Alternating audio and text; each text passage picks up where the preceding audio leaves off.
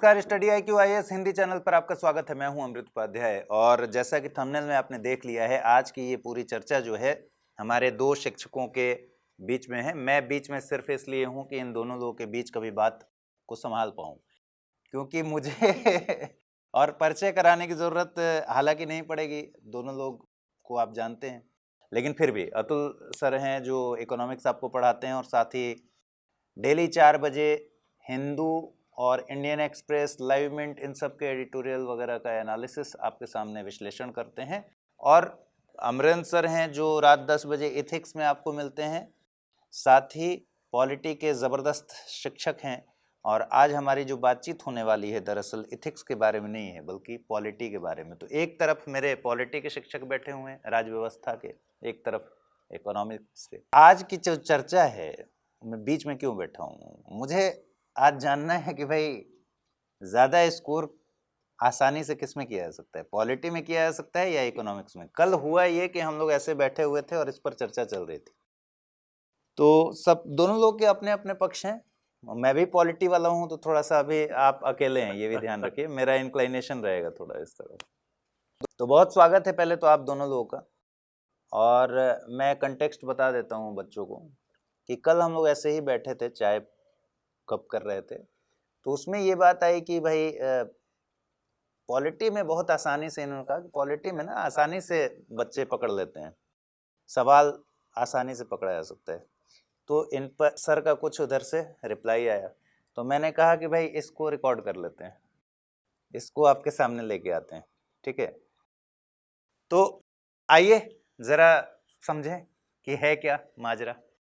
मैं अर्थशास्त्र शुरू करूं बिल्कुल या फिर पॉलिटी को? नहीं, पहले सर से सुन लिया सर। राजनीति बाद में, उसमें राज की व्यवस्था बाद में ले आएंगे, ठीक है।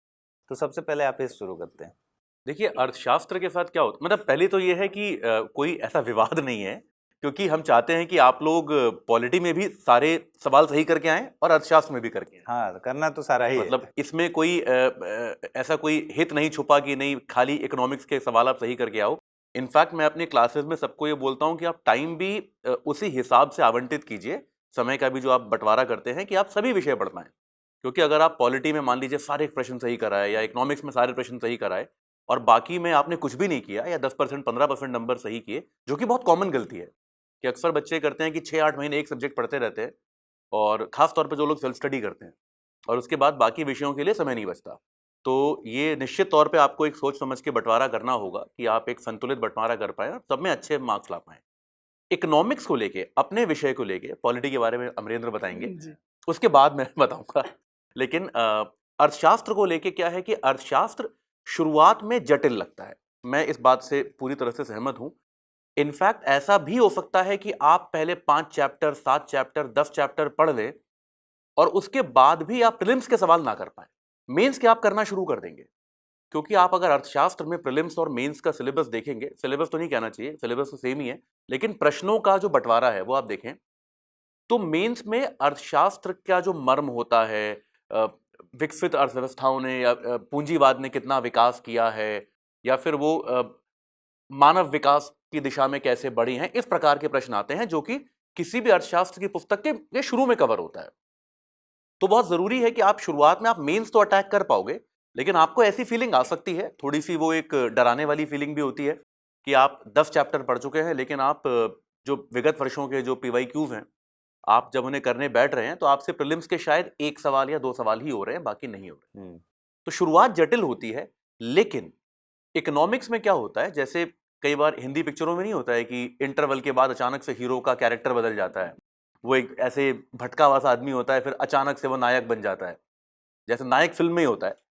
अनिल कपूर को जब मुख्यमंत्री बनाया जाता है तो व्यक्तित्व चेंज हो जाता है। अर्थशास्त्र में कुछ ऐसा होता है कि एक बार आप जो कोर जो चैप्टर्स हैं, जैसे इन्फ्लेशन हो गया, जैसे विदेशी संस्थान हो गया, विदेशी व्यापार हो गया, जैसे WTO हो गया, IMF हो गया, विदेशी व्यापार के पे आधारित जो है, विनिमय हो गया, मुद्रा हो गई, आप ये 5-7 कोर कॉन्सेप्ट आप जब कर लेंगे तो आपको लगेगा कि जहां पहले 10 चैप्टर्स के बाद आप प्रीलिम्स के शायद 100 में से 5 क्वेश्चंस कर पा रहे थे, आप ये 5 चैप्टर्स जब उसके बाद अगले 5 चैप्टर्स करेंगे तो आप देखेंगे कि आप 100 में से 75 सवाल कर पा रहे हैं। उसके बाद जो अगले 25 सवाल हैं वो आते हैं जनरली करंट अफेयर्स से। लेकिन करंट अफेयर्स करने के लिए भी अब उसमें क्या होगा, सरकार ने कोई नीति चेंज की, विनिमय दर को तय करने की नीति बदली, या किसी प्रकार का दखल अंदाजी की विनिमय दर को नियंत्रित करने के लिए, जो कि सरकार समय समय पर करती रहती है। उसको समझने के लिए भी आपको वो बेसिक कॉन्सेप्ट आना चाहिए। तो इकोनॉमिक्स में क्या होता है, जो चढ़ाई है वो शुरुआत में बड़ी ऊंची है, फिर पठार आता है। कि शुरुआत में आपको बड़ी मेहनत लगती है, फिर एकदम एक तरह से ढलान आता है कि फिर आप तेज गति से आगे भाग सकते हो। तो इसीलिए अर्थशास्त्र, अक्सर जो बच्चे कहते हैं कि इकोनॉमिक्स बहुत डिफिकल्ट है, अक्सर लोग कहते हैं, बहुत ज्यादा बच्चे लिखते हैं कि मुझे अब तक, मेरे वीडियोस पे कमेंट आते हैं कि हमने आज तक कभी इकोनॉमिक्स नहीं पढ़ी, डर के मारे। वो होता क्या है, वो उस चढ़ाई पे विषय को छोड़ देते हैं। आप उस चढ़ाई को कंप्लीट करने का एफर्ट नहीं डालते, आप उसको चढ़ते चढ़ते आपको 6 चैप्टर 5 चैप्टर के बाद लगता है कि यार आरओआई कुछ नहीं है, मैंने 20 दिन पढ़ा, प्रीलिम्स का एक भी सवाल नहीं हो रहा है मेरे से, मतलब मैं कुछ तो गलत कर रहा हूं, और वो छोड़ के इसको चले जाते हैं, कुछ और पढ़ने लगते हैं। जबकि आपको करना क्या चाहिए, आपको शायद और कुछ दिन उसमें सर झुका के शांति से पढ़ाई करनी चाहिए। तो इकोनॉमिक्स एक इस प्रकार का विषय है जहां पे जटिलता शुरुआत में है, उसके आगे बहुत ज्यादा इंटरेस्टिंग है, बहुत ज्यादा आसान है। मैं यहां पर भी कहूंगा कि बेहद ज्यादा आसान विषय है, और निश्चित तौर पे, मतलब ये मैं एक पूरे दावे के साथ कह सकता हूं कि मेरे विचार में इकोनॉमिक्स शायद, अमरेंद्र उससे असहमत होंगे, शायद इकलौता ऐसा विषय है जिसमें आप सारे सवाल करके आ सकते हैं। एक सीसैट के अलावा, सीसैट में आपको गणित आता तो आप कर सकते हैं। यही तो ये दावा कर रहे थे कि पॉलिटी इकलौता विषय है जिसमें सारे सवाल किए। कुछ अपवाद मैं निकाल दूंगा पॉलिटी में उसके, लेकिन इकोनॉमिक्स में आप अपवाद नहीं ढूंढ पाएंगे इसका, कि अगर आपको कॉन्सेप्चुअल क्लैरिटी आ गई है और आपने अगर बहुत बेसिक करंट अफेयर्स भी पढ़ा है। करंट अफेयर्स में उसमें ऐसा नहीं आता है कि तमिलनाडु के वित्त मंत्री ने एक बैठक में ये कहा, उसके आधार पर आ गया, जो कि पॉलिटी में आ जाता है कई बार। पॉलिटी में ऐसा आ जाता है कि प्रधानमंत्री ने अपने एक भाषण में कुछ बोल दिया था, ये पॉलिटी में न्यूज बन जाती है। इकोनॉमिक्स में ये सब न्यूज नहीं बनती। इकोनॉमिक्स में करंट अफेयर्स भी फिक्स है कि आपको मेजरली इकोनॉमिक सर्वे पढ़ना है, थोड़ा सा बजट पढ़ना है, सरकार की जो योजनाएं हैं उनके बारे में पढ़ना है, विदेशी व्यापार में क्या हुआ ये पढ़ना है, बस। इससे ज्यादा आपको करंट अफेयर्स भी नहीं पढ़ना है इकोनॉमिक्स में। तो अगर आपके बेसिक्स क्लियर है और आप अगर करंट अफेयर्स इन कुछ स्रोतों से करते आ रहे हैं, तो कोई संभावना नहीं है कि आपके, अगर मान लीजिए उससे 20 सवाल आए हैं तो आपके 19 या 20 सही ना हो। एक सवाल में हमेशा कहते हैं ना, भगवान के लिए भी कुछ छोड़ना चाहिए, कि एक सवाल तो ऐसा आ सकता है जो मुझे भी नहीं, किसी को भी नहीं आता, किसी किताब में भी नहीं है, ऐसा एक आध सवाल हर बार पूछा जाता है। तो लेकिन वो 19 सवाल आप सही कर सकते हैं, इसमें मेरे को कोई शक नहीं। चलिए, कम से कम आपने आज ये मान लिया कि शुरुआती जो चढ़ाई है वो थोड़ी सी कठिन, वो बहुत दुर्गम है, वो बहुत दुर्गम है, उसमें आरओआई बहुत कम है, उसमें आपको प्रीलिम्स की आरओआई कम है, मेंस की बहुत ज्यादा है। आपको आपके निवेश पे रिटर्न नहीं मिलता, आप पढ़ते हो लेकिन आपसे प्रीलिम्स के क्वेश्चन नहीं होते पहले 8-10 चैप्टर, ये बात एकदम सत्य है। इसीलिए ज्यादातर लोग, आप अगर बच्चों से भी बात करेंगे, काफी बच्चों से मैं बात करता हूं कि भाई आपने क्यों, आपको टफ लगता है, तो सबका एनालिसिस यही है कि सर 4 चैप्टर्स पढ़े थे, कुछ हो तो रहा नहीं था। अच्छा, तो मैं उनको यही बोलता हूँ, यही गलती थी, 4 पढ़े थे, आप अगर 11वें पे आ जाते तो फिर होने लगता। तो 4 करके छोड़ना एक समस्या है। चलिए फिर पॉलिटिक्स शुरू करते हैं। बिल्कुल। शुरुआती चढ़ाई, शुरुआती ढलान के बारे में चढ़ाई, बताइए। इन्होंने तो बता दिया कि भाई एक समय के बाद पठार मिल जाएगा, फिर ढलान भी मिल जाएगी। बिल्कुल सही बात है। पॉलिटी में और अतुल सर ने जैसा कि बताया कि बहुत सरल है, और लेकिन शुरुआती दौर में कठिन लगता है। पॉलिटी के साथ जस्ट उल्टा है, ये शुरू में ही सरल लगता है। और जो जो तैयारी का, मुझे भी लगता है जो तैयारी का बच्चों का जो तरीका होता है, उसमें सीखने के 2 तरीके होते हैं, एक अगमनात्मक, एक निगमनात्मक। अगमनात्मक का मतलब है इंडक्टिव मेथड और डिडक्टिव मेथड। तो अगमनात्मक में क्या होता है कि हम सरल से कठिन की ओर जाते हैं, और ये चीज़ सबको खींचती है, और ये अच्छी भी बात है। भाई बच्चा भी एक एक कदम रखना सीखता है, फिर जाके परफेक्ट चलता है, फिर हीरो वाली चाल चलता है, एक्शन में स्लो मोशन सब बाद में आता है। तो ये सबसे बड़ी चीज़ है पॉलिटी की। जब भी हम छात्र को कहते हैं कि भाई, वो कहता है कि हमें तैयारी करनी है, तो हम लोग अगर कोई सब्जेक्ट उसको बताते हैं कि भाई तैयारी शुरू करो, तो ऑब्वियसली हम लोग राजव्यवस्था बताते हैं कि भाई राजव्यवस्था से शुरू करो, चीज़ें समझ में आएगी। पता लगा इकोनॉमिक्स से शुरू कर दे तो हो सकता है कि उसका मन इतना खराब हो जाए कि तैयारी ही ना करे। तो ये जो शुरू, इस बात को सर ने भी माना, सर ने भी माना कि भाई पहले कठिन दिखता है।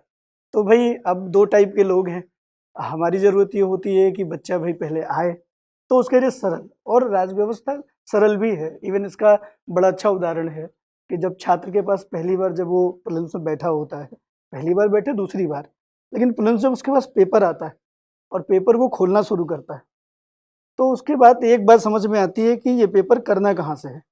फिर वो शुरू करता है जहाँ से पॉलिटी, ये बात मैक्सिमम बिल्कुल ठीक है। लोग, है ना, हाँ, मतलब ये सरल मेरा व्यक्तिगत अनुभव भी है कि है ना? मैं सबसे पहले पॉलिटी ढूंढते हैं कि क्वालिटी भाई, क्योंकि को वहां देखता से हूँ, क्या वहीं से होता है, शुरुआत होगी और वहां वहां से क्या होगा, 8 9 10 सवाल तो बहुत आराम हो से आप जाएंगे। तो आप वहां से यही क्या यही होते मेरा हैं, पॉइंट था कि 8 9 10 सवाल ही होंगे आसानी से। आप 9 वहां 10 से सवाल ही आसानी आप से वहां होंगे। से क्या होते हैं कि जब एंट्री मिल जाती है, जब आपका आत्मविश्वास वापस आ जाता है, तब उसके बाद आप इकोनॉमिक्स से सवाल भी कर लेते हैं। मतलब उस लेवल तक आत्मविश्वास बनाने के लिए जो पॉलिटी विषय है, ये आपके लिए एक बूस्टअप का काम करता है कि हम यहाँ से शुरू करें। एक तो पहली बात। दूसरी बात, अगर इस विषय को हम देखें, विषय का पूरा नेचर देखें, तो ये एक ऐसा विषय है जो आपके आसपास हर दिन है। मतलब इसे पढ़ने की जरूरत नहीं है, आप इसको जी रहे हैं, बस आप सचेत हैं। और अगर आप होश लेकिन में, ये दावा तो ज्यादा अर्थशास्त्र वाले अर्थशास्त्र में देखिए बात हम भी कर सकते हैं, क्योंकि अर्थ अर्थशास्त्र राज व्यवस्था से ही निकला एक विषय। अगर हम लोग बात करें तो अर्थशास्त्र पहले, जब तक एडम स्मिथ ने इसे अलग नहीं किया था, तब तक ये राज व्यवस्था का ही पार्ट था। आप भी जानते हैं, है ना, ये उसी के अंदर पढ़ा जाता था। इस विषय की शुरुआत ही होती है राज व्यवस्था से निकल के। तो जो भी राज व्यवस्था पढ़ने वाला स्टूडेंट है, उसके अंदर कहीं ना कहीं अर्थव्यवस्था की चीज तो है, एक टेम्परामेंट तो पहले से पड़ा है। तो मेरा ये कहना है कि राज व्यवस्था से शुरू करके अगर आप अर्थव्यवस्था पे जाते हो, तो आपके लिए आसानी होगी, आत्मविश्वास के साथ जाओगे और खोल भी दोगे भाई कि हमसे ही निकल के गया है, हमारी पहुंच में।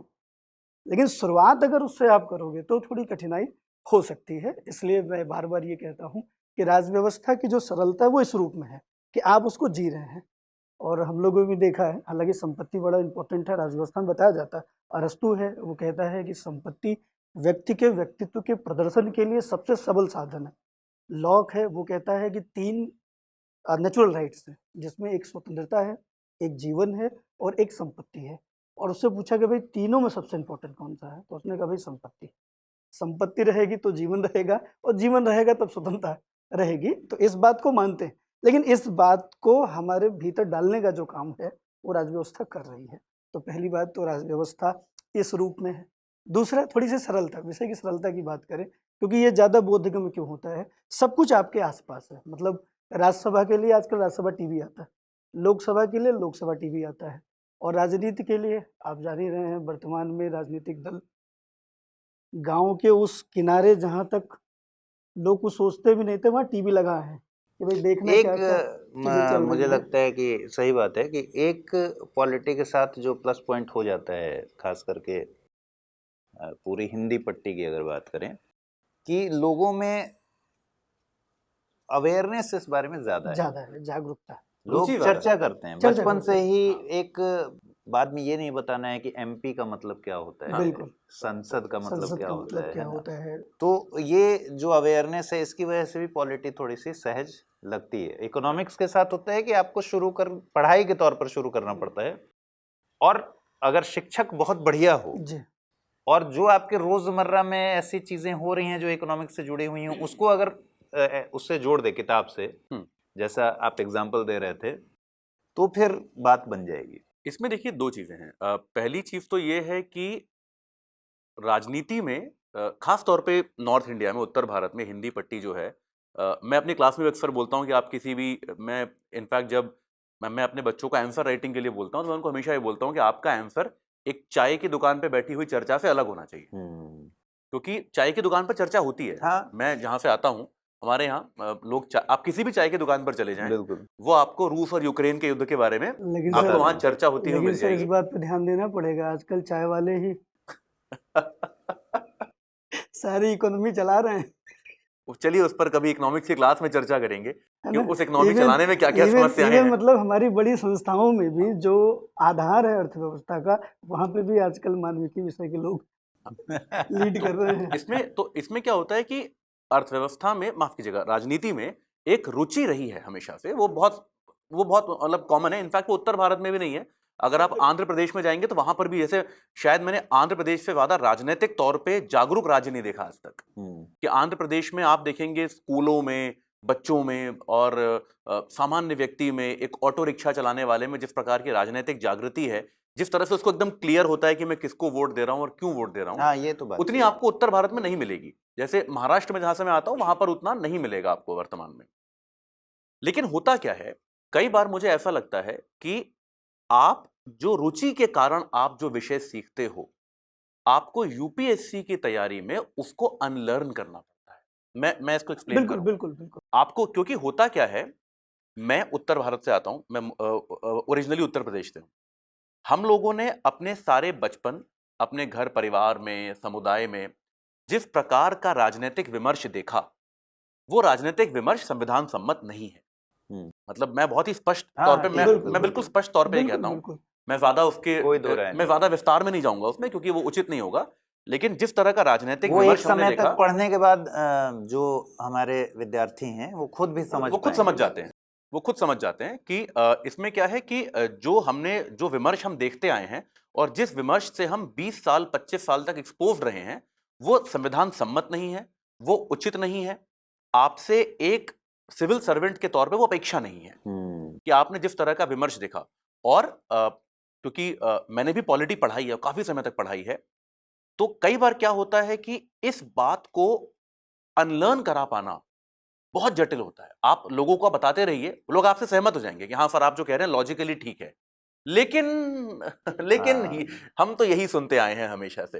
बिल्कुल तो इसीलिए जो बात आप कह रहे हैं कि एक रुचि है, बचपन से हमेशा से रही है, वो कई बार एक प्रकार का डिसएडवांटेज भी बन जाती है। एक बहुत बड़ा एक समस्या है, क्योंकि आप छात्र कभी भी ना, जो उसकी बचपन से परवरिश है, कई बार वो अंदर से पूरी तरह से कन्विंस नहीं हो पाता। और रही बात एक्सपोजर की, क्योंकि आपने कहा कि इकोनॉमिक्स जो है वो पॉलिटिकल साइंस से निकला है, तो इफ अगर हम और पीछे जाएं तो आपने सब बात कुछ इन्होंने बात उसी फिलॉसफी से समय निकला नोट है। कर लिया है। बिल्कुल। अगर हम और पीछे जाएं तो सब कुछ फिलॉसफी से निकला है, निश्चित तौर पर। और एक बस छोटी सी चीज मैं ऐड करना चाहूंगा कि अक्सर हम अर्थव्यवस्था को, अर्थशास्त्र को जिस तरह से देखते हैं, हम केवल राज्य अर्थव्यवस्था को ही अर्थव्यवस्था मानते हैं, जो कि सत्य नहीं है। जैसे हम मानते हैं कि भाई सरकार किस तरह के कदम उठा रही है, केवल ये अर्थव्यवस्था है, जो कि सत्य नहीं है। अर्थव्यवस्था ये भी है कि एक व्यापार जो है, एक स्टार्टअप कल्चर जो है, एक एक एक एक संस्थान जो है, हम एक शहर में बैठ के, एक स्टूडियो में बैठकर देश के विभिन्न क्षेत्रों में छात्रों तक सीधे पहुंच पा रहे हैं, ये भी अर्थव्यवस्था है। इसको भी जागरूक करने का काम किसी न किसी आर्थिक कदम से हुआ है।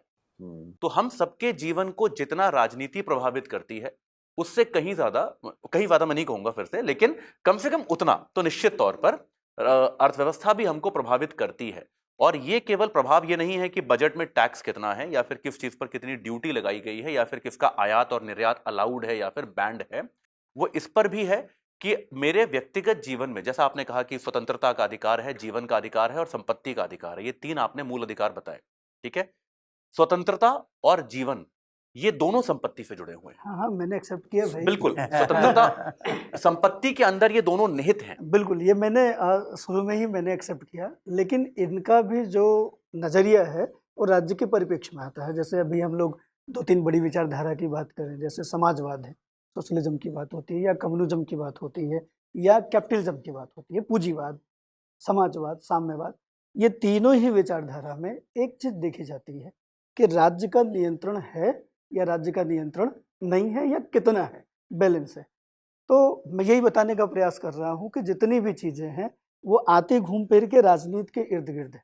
एक प्रसिद्ध विचारक है अरस्तु, उसने कहा है कि मनुष्य एक जन्मजात सामाजिक एवं राजनीतिक प्राणी है। मतलब हम बाई बर्थ पॉलिटिकल हैं, न चाह के भी हमें राजनीति में इन्वॉल्व होना होगा। इसीलिए लेनिन कहता है कि आप राजनीति में इंटरेस्ट नहीं लेते, इसका मतलब ये नहीं है कि राजनीति आप में इंटरेस्ट नहीं लेगी, ऑब्वियसली लेना पड़ेगा, नेचुरली है। तो जो चीज़ हमारे अंदर है उस चीज़ को समझना थोड़ा आसान हो जाता है ना। किसी को भी भाई यहाँ से जो चीज़ है वो तो फिर है ही है और वो नेचुरली है, तो हम पॉलिटिकल जो है वो एक्सपेक्ट जो हमारा है वो थोड़ा नेचुरली है, और उससे हम ज़्यादा कनेक्ट कर पाते हैं, ज़्यादा सही उत्तर दे पाते हैं। तो इसलिए राजव्यवस्था को मैं बार बार ये कहता हूँ कि जब यहाँ से आप शुरू करेंगे तो यहाँ कोई आर्टिफिशियल है ही नहीं है, संपत्ति हमेशा आपके बाद आती ये है। ध्यान रखिएगा, आपकी एक एक बात अतुल नोट करते हैं। हाँ, संपत्ति हमेशा उसका जवाब आपके बाद आएगा। आती है, संपत्ति पहले नहीं है, पहले आप हैं और फिर आपका विवेक है, फिर वो जो आपके अंदर नेचुरली पॉलिटिकल जो व्यक्ति बैठा है वो डिसाइड करता है कि भाई अब हमें जो आवश्यकता है उसके लिए, और जहाँ से धन की शुरुआत होती है वहीं से समाज की शुरुआत हो जाती है। धन से पहले समाज यायावरी स्थिति में था।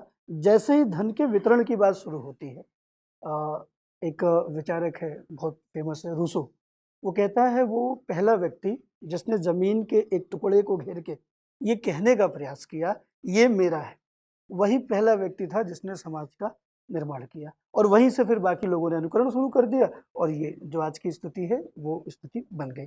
तो कहने का मतलब है, आप देखिए मजा आ रहा ना इन चीजों को सुनने में, यही है। मतलब बाद में आप कुछ भी करो, आप कहीं भी पहुंच जाओ, शुरुआत यहीं से होनी है। इसीलिए यूपीएससी का बच्चा बार बार पॉलिटी से अट्रैक्ट होता है, और हम लोग भी ऑब्वियसली वही कर रहे हैं। पॉलिटी से ही हम लोगों ने भी प्लान किया कि पहला बैच जो स्टार्ट हाँ, कर इसमें रहे तो हैं खैर मैं एकदम सहमत रहता पॉलिटी हूँ से भाई। ले पॉलिटी इस मामले में मुझे भी थोड़ा अच्छा लगता है कि भाई शुरू करिएगा तो बच्चे को देखकर लगेगा कि हाँ सवाल भी बन रहा है, उससे दूसरा कॉन्फिडेंस भी आएगा और आगे बढ़ने की हिम्मत भी थोड़ा सा आती क्या है। विषय भी बड़ा सरल है अगर इसको ठीक ठीक देखें आप, अगर इसके अंदर अनुच्छेदों से लेकिन एक हाँ बात सर, बताइए। हाँ।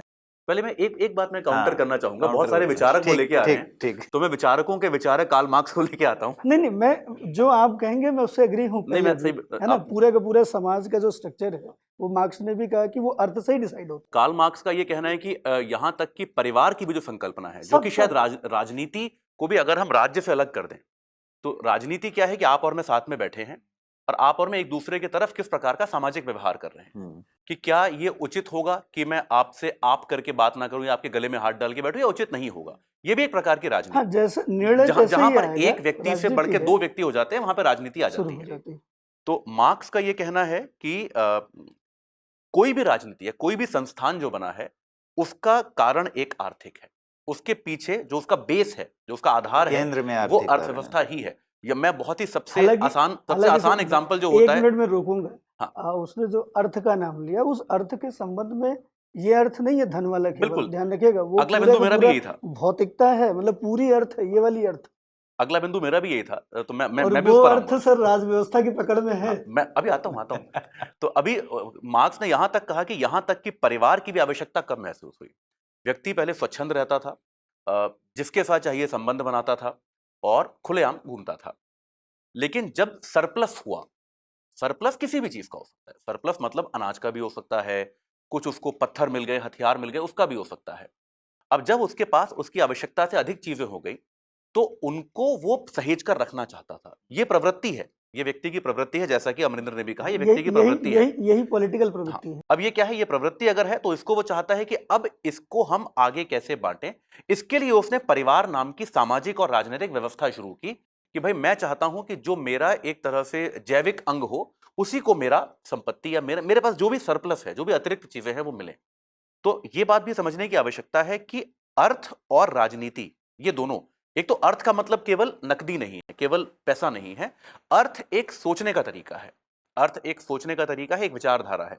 और अर्थ और राजनीति दोनों एक साइक्लिक रिलेशनशिप में है कि राजनीति को अर्थ प्रभावित करेगा और अर्थ को राजनीति प्रभावित करेगी। बस सर 1 मिनट टोकना चाहूंगा, छात्रों को मैं ये बताना चाह रहा हूँ कि आप लोग मार्क्स पे अभी डिबेट सुन रहे हैं, और ध्यान रखिएगा सर जो मार्क्स पे डिबेट जैसे बता रहे हैं, और जब मैं मार्क्स को बताऊंगा ठीक ओरिजिन मेरा सर के दृष्टिकोण से बिल्कुल अलग होगा।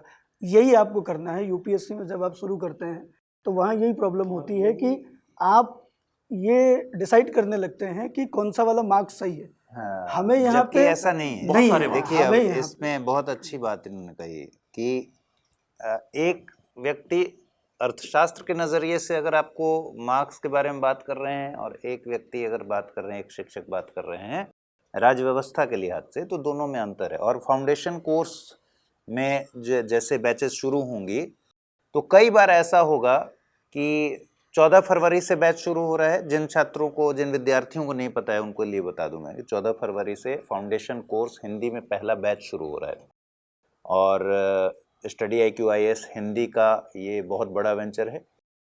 पहले बैच की शुरुआत 14 को ओरिएंटेशन क्लास होगी और 15 तारीख से शुरू हो जाएगा। अमरेंद्र सर लेंगे राज्य व्यवस्था की क्लासेस 40, और उसके जस्ट बाद आएंगे अतुल सर। कई ऐसी चीज़ें होंगी जो अलग अलग विषयों के परिप्रेक्ष्य में अलग नज़रिए से पढ़ाई जाएंगी, और वो आपको भी सीखना है कि तभी जाकर आप जब फाइनल आंसर लिखते हैं, उत्तर लिखते हैं, तो क्वेश्चन की डिमांड को समझ पाते हैं। हो सकता है क्वेश्चन अगर अर्थशास्त्र वाले पार्ट पर पूछा जाए, एक ही क्वेश्चन, एक ही सवाल, तो उस नजरिए से पूछा गया है, और वहां अगर आप राजव्यवस्था के नजरिए से लिखाएंगे तो फिर नंबर नहीं मिलेगा। और ये चीज बड़ी सीखने की चीज है। लेकिन मैं एक बात और अगर पूछूं अमरेंद्र, कि अर्थव्यवस्था मुझे लगता है कि एक लिहाज से बहुत आगे है, हाँ बिल्कुल कि बताएं। कंफ्यूजन के चांसेस नहीं होते। राजव्यवस्था में तो बहुत सारे कंफ्यूजन, मतलब और या कहीं और लिख दिए और या लिख दिए, दोनों में तो अंतर बदल हो गया, जाएगा। कंफ्यूजन हो जाएगा। बिल्कुल कर बिल्कुल। सकता है या करेगा? हाँ, दोनों में अंतर है। देखिए, दोनों ही विषयों में मैं कहूँगा कि अगर कॉन्सेप्चुअल समझ है तो आप उस चीज़ को पकड़ सकते हैं। ये आपका जो कन्फ्यूजन शब्द ही ऐसा है कि क्लियरिटी है तो कन्फ्यूजन खत्म, स्पष्टता है तो फिर आपका भ्रम जो है वो दूर हो जाता है। ये दोनों विषयों के साथ है। जैसे एक छोटा सा इकोनॉमिक्स का ही उदाहरण ले लें कि कहा जाता है कि जब मनी फ्लो बढ़ जाता है व्यवस्था में, अर्थव्यवस्था में जो मुद्रा प्रवाह बढ़ जाता है, तो उसको कंट्रोल करने के लिए, उसको नियंत्रित करने के लिए, या महंगाई जब बढ़ जाती है तो उसको नियंत्रित करने के लिए आरबीआई कभी रेपो रेट कम कर देता है, कभी बढ़ा देता है, कभी रिवर्स रेपो रेट को लेता है, कभी ओएमओ पे करता है, कभी बैंक दर। मतलब महंगाई तो एक ही है, लेकिन उस महंगाई को कंट्रोल करने के लिए इसके साधन अलग अलग हैं। तो कब कौन सा साधन इस्तेमाल किया जाएगा? कभी हमारे रुपए की वैल्यू गिरती है तो हम कहते हैं ये ठीक नहीं है, ये हमारे लिए अच्छा नहीं है, और कभी हम कहते हैं कि नहीं, हम खुद ही गिराएंगे, ये हमारे लिए अच्छा है। तो एक ही चीज़ हो रही है और दो चीज़। ऐसे डिमांड सप्लाई में भी अक्सर कहा जाता है कि किसी भी वस्तु का मूल्य अगर कम हो तो उसकी जो डिमांड है वो बढ़ जाएगी। फिर उसी में गिफन वस्तु आता है, उसके संबंध में कहा जाता है भाई इसकी मूल्य गिरने के साथ इसकी डिमांड कम हो जाती है। तो बड़ा एक बैलेंस है, लेकिन उस बैलेंस को ही तो समझना। सर ने कहा कि सर ने बहुत दिन पॉलिटी पढ़ाई है, मैंने भी बहुत दिन इकोनॉमिक्स पढ़ाया बहुत आपने, दिन मैं समझ इकोनॉमिक्स गया था। आप है ना, मैंने भी बहुत सारे इकोनॉमिक्स की क्लास लिए। तो सबका अपना तरीका होता है समझने का। अब जैसे मेरे पास पॉलिटी है, मैं बार बार कहता हूँ कि एक विषय अगर आपको आ गया अच्छे से तो फिर बाकी सारे विषय की जो कुंजी है वो वही है, वहाँ से वो खुलना शुरू हो जाएगा।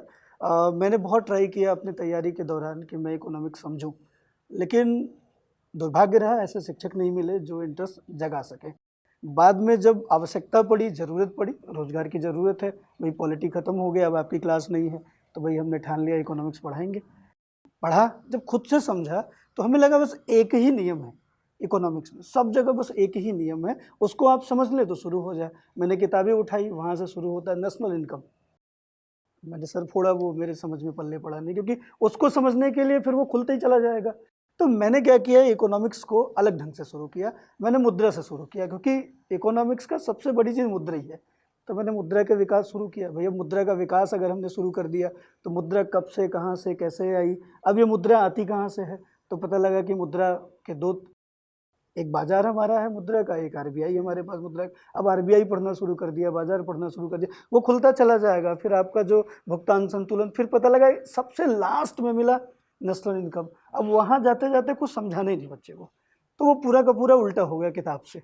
तो कुल मिला के एक मैं जो समझाना चाह रहा हूँ, यहाँ कोई युद्ध नहीं चल रहा, वर्सेज है, लेकिन ये वर्सेज है नहीं। आप समझिए कि एक कोई भी जिसमें भी आपकी रुचि जगे, बहुत सारे बच्चे हैं जिनका ढंग से रुचि जग सकती है, तो वो जब इकोनॉमिक्स अच्छा पढ़ेंगे तो उनकी राजव्यवस्था अच्छी हो जाएगी। क्योंकि एक बहुत बड़ा पार्ट अगर हम देखें, पार्ट अगर हम लोग 12 की बात करें तो पूरा का पूरा जो है वित्तीय संबंध दिया गया है, केंद्र राज्य का पूरा वित्तीय संबंध पढ़ना है। तो वहाँ पे क्या है, दोनों आपस में जुड़ते हैं। तो किसी से भी, मेरा यही कहना है कि किसी से भी जिससे रुचि डेवलप हो वहाँ से आप शुरू करें, बाकी सब खुल जाएंगे। हमारे तो चक्षु विज्ञान में भी खुल गए राजव्यवस्था से। अब राजव्यवस्था से कहाँ खुलता है, लेकिन समस्या ये कि राजनीति विज्ञान का जनक अरस्तु है, और अरस्तु जीव विज्ञान का जनक है, तर्कशास्त्र का जनक है, चिकित्सा शास्त्र का जनक है। तो अगर वो मानविकी का भी जनक हो सकता है और विज्ञान का भी जनक हो सकता है, तो हम लोग भी सीख सकते हैं। नहीं, तो ये बहुत इंटरेस्टिंग बात थी कि जैसे पॉलिटी में भी क्या होता है राजव्यवस्था में, ये मैंने देखा है कि अक्सर जो किताबों का ऑर्डर होता है, जो चैप्टर का ऑर्डर होता है किताबों में, मैं व्यक्तिगत तौर पर उससे बहुत सहमत नहीं हूँ। मैं भी नहीं। जैसे अगर मुझे खुला छूट दिया जाए कि आप पॉलिटी पढ़ाइए पूरी, तो शायद मैं सबसे पहले पढ़ाऊंगा संविधानवाद और प्रस्तावना, उसके बाद मैं सीधे मूल अधिकारों पे जाऊंगा। हाँ, तो जब आप देखेंगे, अभी मैंने मूल अधिकार जब पॉलिटी शुरू किया है ना लक्ष्मीकांत, उसकी पहली क्लास संविधानवाद ही है। हाँ, कि क्योंकि संविधानवाद को समझे बिना कॉन्स्टिट्यूशनलिज्म क्या आगे होता है, कैसे अगर बढ़ेंगे? आपको ये स्पष्ट नहीं हुआ तो सीधे ये आप अगर शक्ति का पृथक्करण सिद्धांत पढ़ाइएगा पृथक्करण पे आ तो जाओगे नहीं आप। पता चलेगा ना कि लिखित भाई संविधान ये है आया कि कहाँ से, शक्ति का अलिखित पृथक्करण संविधान क्यों है, पढ़ रहे हैं। या फिर मॉर्ले मिंटो एक्ट में क्या हुआ था, क्योंकि हाँ। अक्सर किताबों में पहले लिखा गया है जिसका कोई मतलब नहीं है, उसका कोई तर्क नहीं है, वो बच्चा उसको रटने बैठ जाता है, उसको कोई समझ में नहीं अब आता। उसमें होता क्या है, जब लक्ष्मीकांत में मैंने शुरू किया संविधानवाद, लक्ष्मीकांत में मिल ही नहीं रहा है कहीं, है ही तो नहीं। अब बच्चा कह रहा है कि पढ़ा कहाँ से कहाँ रहे से हैं? पढ़ा रहे हैं आप? तो ये कहाँ से बताएगी कहाँ से पढ़ा रहे हैं भाई? कुछ भी पढ़ाने, कोर्स क्यों इम्पोर्टेंट होता है? कोर्स इसीलिए इम्पोर्टेंट होता है, किताब उठाइएगा उसमें सारी चीजें बहुत रेलेवेंट, बहुत प्रासंगिक नहीं होंगी, या फिर जैसा आपने कहा, ये बड़ी जरूरी बात है कि क्रम क्या रखा जाए ताकि आपको उसी क्रम में चीजें मिलें। जैसे अब मैंने मजबूरी में पढ़ाया नागरिकता पढ़ाया जाना चाहिए लास्ट बहुत में, आखिर में, ठीक है, बहुत जबकि मुश्किल है हर नागरिकता। जगह दिया है, और नागरिकता की समझ के लिए बाकी चीजें समझ बाकी में चीजें- तो आनी चाहिए। हाँ, नागरिक के अधिकार क्या हैं, आपको ये नहीं पता, तो हाँ, नागरिकता पढ़ने का तर्क अब क्या है? चैलेंज ये आता है कि नागरिकता अगर आप शुरू में पढ़ा रहे हैं तो फिर दिक्कत आती है। अब मूल अधिकार में मैं अब पहुंचा हूं 27 क्लास के बाद, क्योंकि मूल अधिकार तक आते आते आपको इतनी समझ तो हो जाए कि मूल अधिकार आप समझ पाए कायदे से। हालांकि यहाँ पे जो सर लॉजिक है कि हम भाग 1 के बाद हम थोड़ा ऑर्डर नहीं बदल पाते हैं, क्योंकि भाग 1 के बाद क्या है कि हमें संविधान पढ़ना होता है। भाग 1 से पहले हम राज व्यवस्था पढ़ रहे हैं, लेकिन भाग 1 के बाद भाग 1 जहाँ या प्रियम्बल जब हम शुरू करते हैं तो वहाँ से वो संविधान हो जाता है। तो वहाँ हम लोग प्रयास करते हैं कि ऑर्डर न बदलें, क्योंकि अगर ऑर्डर बदलेंगे तो भाग पूछा गया है, यूपीएससी पूछता है, वहाँ थोड़ा दिक्कत होती है। तो हमारा प्रयास ये रहता है, मैं आपको बताऊं, इसीलिए फिर पढ़ा देते हैं। हाँ, कि हम लोग जैसे प्रियम्बल शुरू किया हम लोगों ने, तो फिर भाग 1 के बाद भाग 2, और भाग 2 में नागरिकता है। हालांकि इसका भी कहीं ना कहीं हम लोग इंटरलिंकिंग निकाल लाते हैं। जी, मुझे कभी कभी लगता है कि प्रस्तावना को भी थोड़ा बाद में पढ़ाया जाना चाहिए। हाँ, प्रस्तावना, या तो आप वो सारी जैसे समाजवाद, अगर आप समाजवाद नहीं समझेंगे तो समाजवादी, लोकतांत्रिक अपने आप में एक शब्द है, गणराज्य अपने आप में एक शब्द है, इन एक एक शब्दों की समझ या तो दे दीजिए, फिर प्रस्तावना पढ़ाइए। यही यूएसपी है कोर्स की, यही यूट्यूब पे नहीं हो पाता, यही नहीं हो पाता। जब आप पढ़ेंगे, मैं राज व्यवस्था शुरू कर रहा हूँ, तो उसमें जब प्रस्तावना आप पढ़ेंगे तो प्रस्तावना के एक एक शब्दों को आपको बताया जाएगा कि भाई संप्रभुता क्या है। अब संप्रभुता, अब ऐसे एक लाइन में नहीं समझ लोगे कि संप्रभुता सर्वोच्च शक्ति है, इससे कहाँ समझ में आएगा जो इंटरनल एक्सटर्नल मामलों में, आंतरिक बाह्य मामलों में आपको निर्णय लेने के लिए स्वतंत्र करता है। ये तो एक बात हो गई, लेकिन फिर हम समझाएंगे कि संप्रभुता वास्तव में क्या है, उसकी जर्नी कहाँ है। आप एक बार प्रीवियस ईयर पेपर सॉल्व करो, उसमें पूछा गया कि संप्रभुता कहाँ से आई, तो पता लगा कि वहाँ बताया जा रहा है कि फ्रांस के न्यायविदों से। तो कौन था भाई, उसका जनक कौन है, पूछ सकता है, क्योंकि वो पूछ ही रहा है यूपीएससी। तो पता लगा कि उसकी शुरुआत जीन बोधा से होती है, फिर वो आगे आता है तो आगे हॉब्स में आता है, फिर आज जो संप्रभुता जिसमें हम लोग हैं वो कानूनी संप्रभुता है। तो पूछ लेगा कानूनी संप्रभुता का जनक कौन है। आप उठा के अपनी किताबें देख लीजिए, क्या किताबों में ये है ही नहीं। आप यूपीएससी ने पूछा कि अधिकार और कर्तव्य में संबंध क्या होते हैं, आप किताब उठा लो, अपनी सबसे अच्छी किताब जिसको आप बाइबिल मान के चलते हो, उसमें देखिए अधिकार कर्तव्य लिखा है। शुरुआत ही मूल अधिकार से है। तो कोर्स की ज़रूरत, बैच की ज़रूरत इसीलिए होती है कि जो हिडन है वो भी निकल के आए और एक समझ विकसित हो कि आप, बहुत बार ऐसा पॉलिटी में होता है कि नए सवाल आ जाते हैं, लेकिन जो छात्र होते हैं पॉलिटी के, उनको नया सवाल नहीं आ रहा, ना हमने पढ़ाया ना आ रहा, लेकिन बाकी जो 3 हैं वो पुराने ही हैं।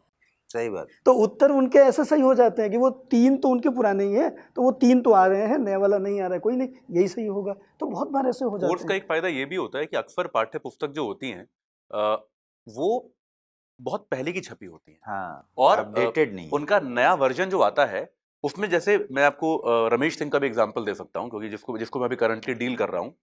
तो रमेश सिंह में उन्होंने क्या किया है कि पुराने वर्जन चल रहे हैं, नए वर्जन के नए पेजेस ऐड कर दिए हैं, किताब में से कुछ भी हटाया नहीं है। तो अगर अब सीपीआई को मेजर करने का तरीका, उपभोक्ता मूल्य सूचकांक को नापने का तरीका बदल गया, पहले 4 तरीके से होता था, अब 2 तरीके से होता है, तो उन्होंने 6 पेज का उन 4 तरीकों का भी डिस्क्रिप्शन दिया है।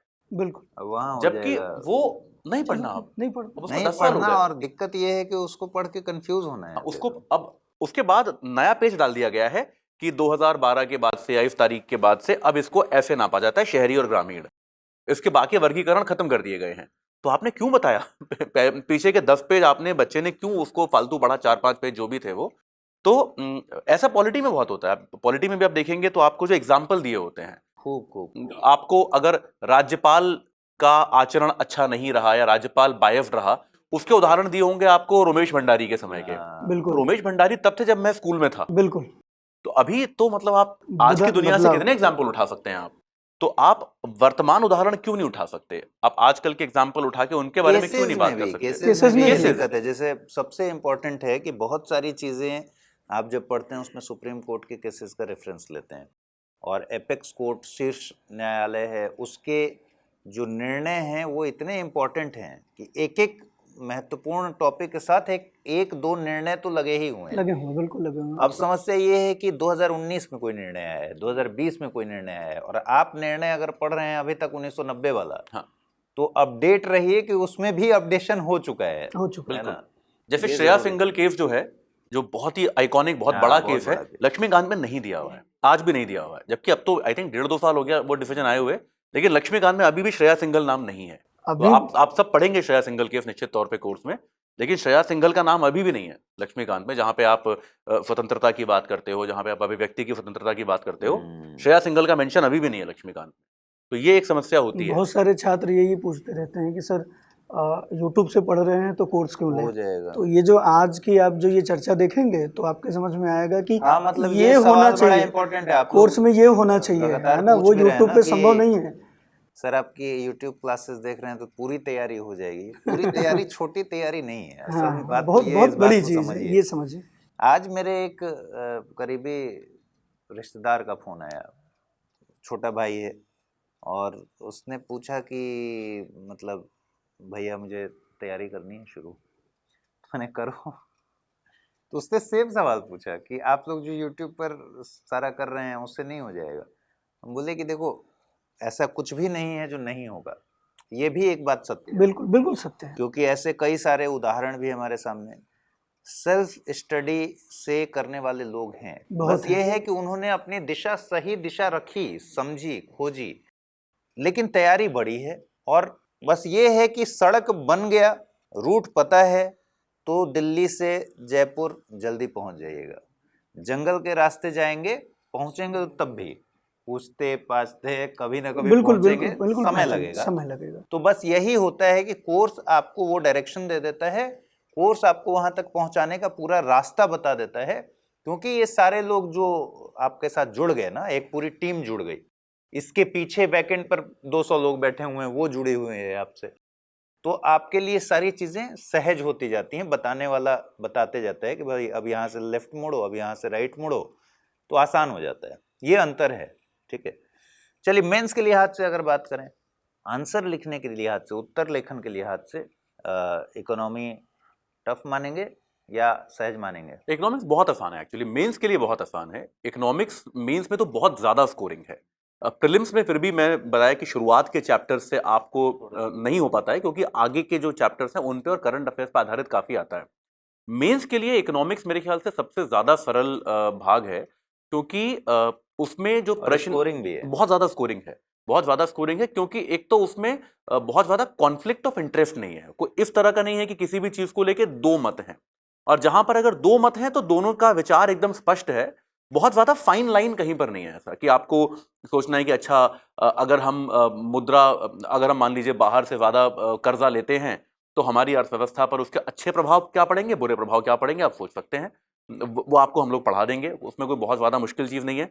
आपके पास बिंदु बहुत सारे होते हैं इकोनॉमिक्स में हमेशा लिखने के लिए, और जो यूपीएससी में कहा जाता है हमेशा, या फिर किसी भी पब्लिक एग्जाम में कहा जाता है कि एक बैलेंस्ड उत्तर आपको देना है हमेशा, कि अगर सरकार की नीति भी है तो आप उसके अच्छे पक्ष भी लिखिए, उसकी आलोचना भी कीजिए, ये सारी चीजें आप कीजिए। ये सारे पक्ष आपको अर्थशास्त्र में बहुत आसानी से मिल जाते हैं। तो उसके उत्तर लिखना बहुत आसान है, क्योंकि कंफ्यूजन का जो स्टेट है वो बहुत कम है। अर्थशास्त्र में फिलोसॉफिकल आइडिया भी बहुत कम है, जो कि कम से कम मेंस के लेवल पे बहुत कम है, जो कि बच्चों को काफी कंफ्यूज करता है, स्पेशली उन बच्चों का जिनका बैकग्राउंड नहीं है। जो विज्ञान के क्षेत्र से आए हैं, या फिर जो थोड़े तकनीकी क्षेत्र से आए हैं, या फिर जो बहुत जिनका दर्शन शास्त्र या दार्शनिक विचारों से ज़्यादा सरोकार नहीं है, उनको भी ये बहुत आवश्यक नहीं है कि आपको बहुत ज़्यादा डीप फिलोसॉफिकल थॉट आनी चाहिए। जैसे कर्तव्य और अधिकार का जो पक्ष है, इसको आप थोड़ा सा दर्शन जाने बिना लिख पाएं, ये मुश्किल है। लिख दोगे आप, लेकिन अच्छा उत्तर नहीं लिख पाओगे जब आपको थोड़ा सा दर्शन महसूस होगा उसके बारे में। अर्थशास्त्र में मेंस का जो क्वेश्चंस आते हैं, वो या तो सरकार की योजनाओं, या फिर जैसा मैंने कल बताया था कि इकोनॉमिक सर्वे पे आधारित आते हैं, या फिर वो इस तरह से आते हैं कि आप जो बहुत ही बेसिक सी चीज़ें हैं कि सरकार की कोई नीति है, या फिर एक हमारा आर्थिक सुदृढ़ीकरण करने के लिए हम इस प्रकार के कदम उठा रहे हैं, हमने ये कहा है कि हम आने वाले समय में इतने हज़ार इतने लाख किलोमीटर के हाईवे बनाएंगे, ये हमारे विकास का मार्ग कैसे खोलेगा। या फिर कोई एक क्षेत्र हो गया, अभी भारत में जल आधारित पर्यटन को लेके सरकार बहुत प्रयास कर रही है। प्रधानमंत्री खुद एक वाराणसी से सांसद हैं, जो कि एक नदी आधारित जगह है। तो जल आधारित पर्यटन में क्या क्या अवसर हैं, और इसके लिए पब्लिक प्राइवेट पार्टनरशिप किस तरह से इसको आगे लेके जा सकती है। तो इसमें बहुत ही आपको बहुत ही बेसिक फैक्ट चाहिए कि भारत में इतनी नदियां हैं, इतनी नदियां ऐसी हैं जो नेविगेबल हैं, जिनमें आप जहाज चला सकते हो। इतने सारे धर्म स्थल, महत्वपूर्ण पर्यटन स्थल है जो नदियों के किनारे हैं, तो आप पर्यटक वहां पे होंगे, इंटरेस्टेड होंगे। उसका हमने दोहन अब तक नहीं किया है। आप बहुत लॉजिकल, बहुत ही सिंपल और लॉजिकल वे ऑफ थिंकिंग है। आप पर्यटन लेके आओगे, नौकरियां बनेंगी। एक अभी सर्वे आया था, मैं पढ़ रहा था, मैकेंजी का सर्वे है कि ऑन एन एवरेज एक होटल रूम अगर आप बनाते हो और उसको भरते हो, तो उससे 7 नौकरियां पैदा होती हैं। ये मैकेंजी का एक सर्वे था। तो अगर आप 1 लाख होटल रूम भरते हो तो 7 लाख नौकरियां ऑन एन एवरेज, या फिर चलिए कोई डुप्लीकेशन भी होगा तो 3-4 लाख नौकरियां आपके यहाँ पैदा होंगी। तो आपके यहाँ रोजगार के अवसर बढ़ेंगे।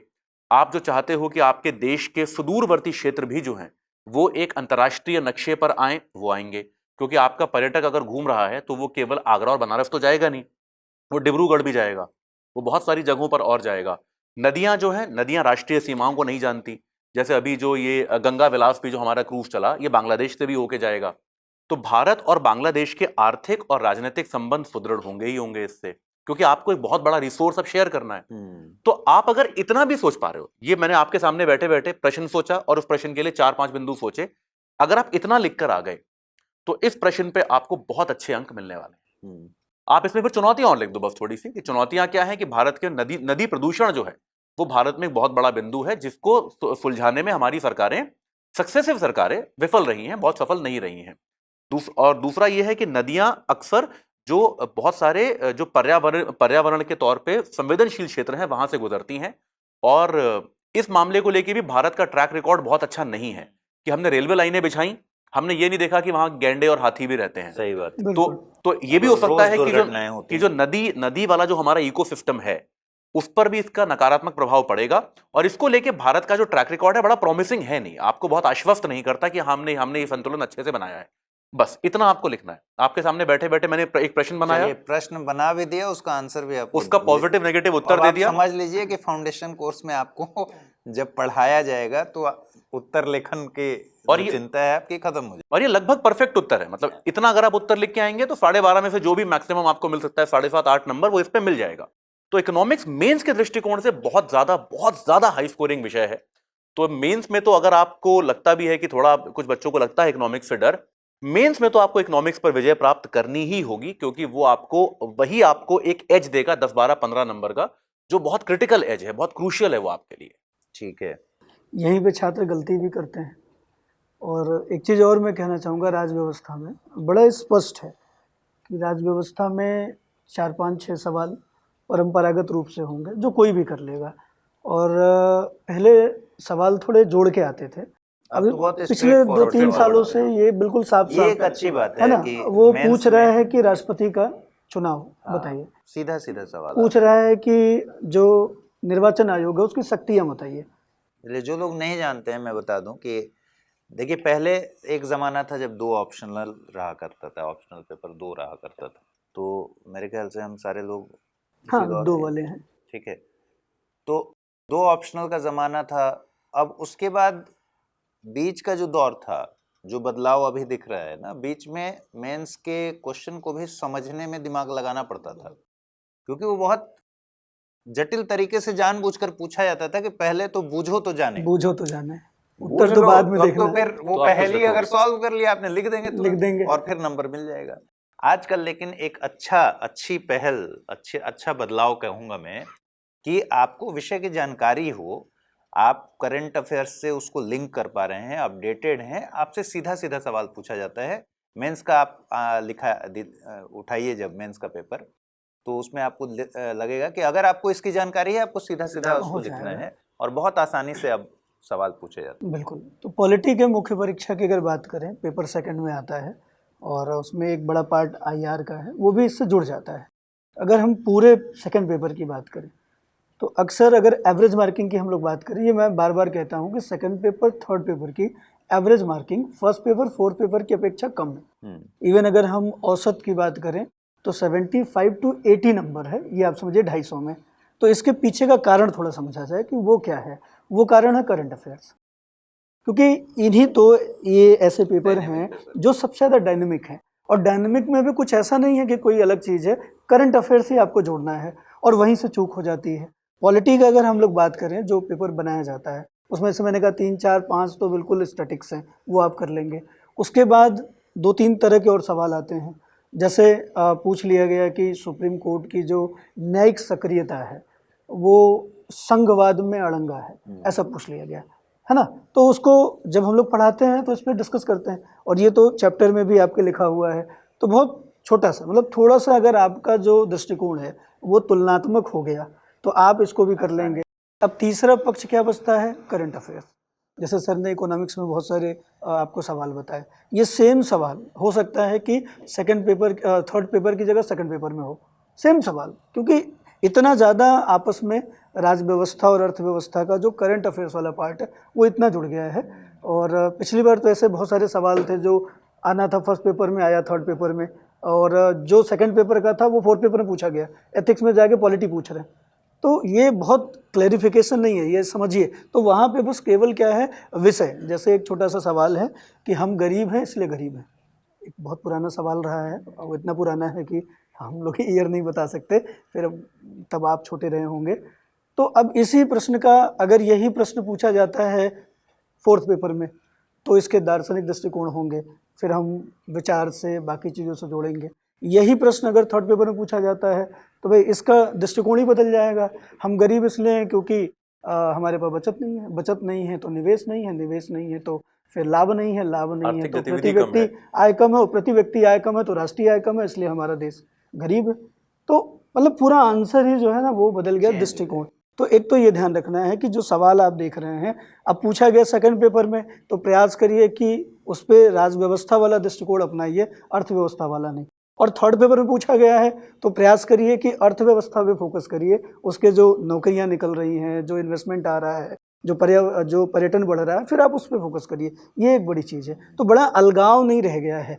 हाँ, आप रिपोर्ट्स पढ़ लें जो पॉलिटी में पूछा जा रहा है, स्टैटिक्स हो गया, जो तुलनात्मक है वो हो गया। इसके बाद जो करंट अफेयर्स की जितनी रिपोर्ट है और जितने सुप्रीम कोर्ट के डिसीजन है, बस इससे बाहर जाना नहीं, इतनी ही चीज़ है। तो बड़ा सरल है, बस करंट अफेयर्स आप अगर करते रहें, और इसके लिए हम लोगों के लिए बड़ी और जरूरी इसके लिए हम लोगों ने बहुत अच्छा सीरीज शुरू किया है, लक्ष्य सीरीज, जिसमें बस यही है कि पूरे ट्रेडिशनल पार्ट में क्या अपडेशन है। 2023 के लिए बिल्कुल। और फाउंडेशन कोर्स जो है वो 2024 का फाउंडेशन कोर्स है। ये एक बार ध्यान से मैं बार बार कह रहा हूँ, कई बार क्या होता है गलती से किसी ने एडमिशन लिया, फिर मुझे इंस्टा पर मैसेज आएगा कि सर मैं तो पीटी दे रहा हूँ, अभी खत्म नहीं, ये हुआ बताने कोर्स। हाँ, ये बताने का प्रयास है कि जो ये चीज़ है ये आपको फाउंडेशन में जुड़ के मिलती है। हम सब लोग आपके साथ चर्चा पे आएंगे भी, हाँ, इस वाले मामले पे। हाँ, लेकिन थोड़ा सा ब्रीफ कर ही दीजिए कि लक्ष्य जो चल रहा है जी, वो यूट्यूब पर चल रहा है। देखिए लक्ष्य जो है वो यूट्यूब पे चल रहा है, और उसका पर्पस है कि जितने भी